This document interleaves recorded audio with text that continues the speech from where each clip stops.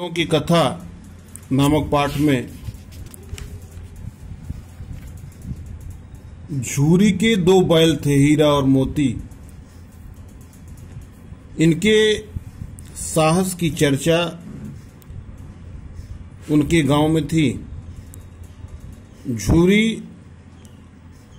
काछी के दोनों बैलों के नाम थे हीरा और मोती। जैसा कि आप लोगों ने सुना, दोनों ही पछाई जाति के थे, देखने में सुंदर, काम में चौकस,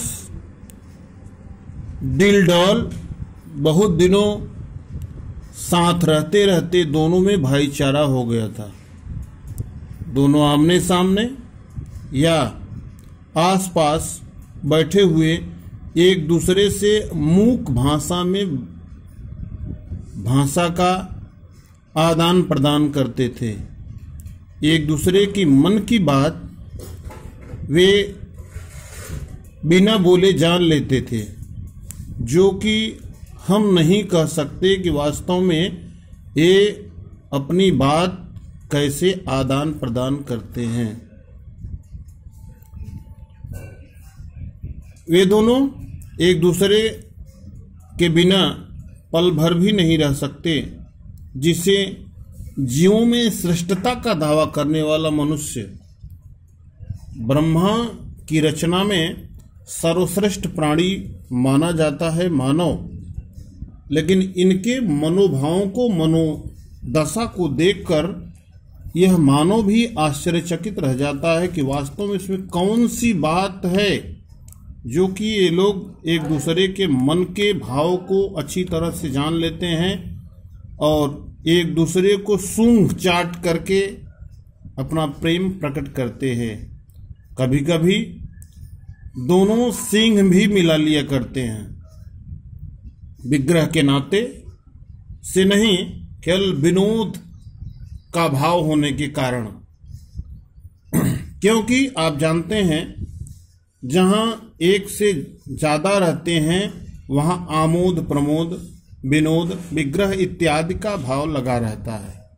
आत्मीयता के भाव से, जैसे दोस्ती में घनिष्ठता, धौल धप्पा होने लगता है। इसके बिना दोस्ती कुछ फुसफुसी अर्थात हल्की सी महसूस होती है, जिस पर ज्यादा विश्वास किया जा सकता है।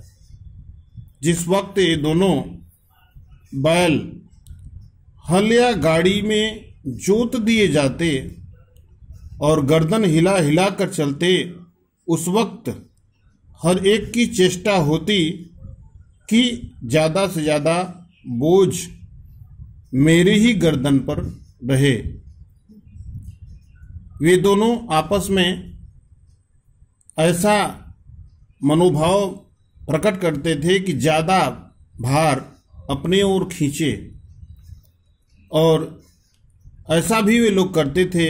हीरा सोचता था हम अपने दोस्त को भार कम करें, और मोती सोचता था कि हम ज़्यादा लें और हमारे दोस्त को तकलीफ कम हो। ऐसी स्थितियां एक बार नहीं, अनेकों बार देखने को मिलती हैं। वे दिन भर दोपहर या संध्या के समय दोनों खुलते और एक दूसरे को चाट चूट कर अपना थकान मिटा लिया करते थे।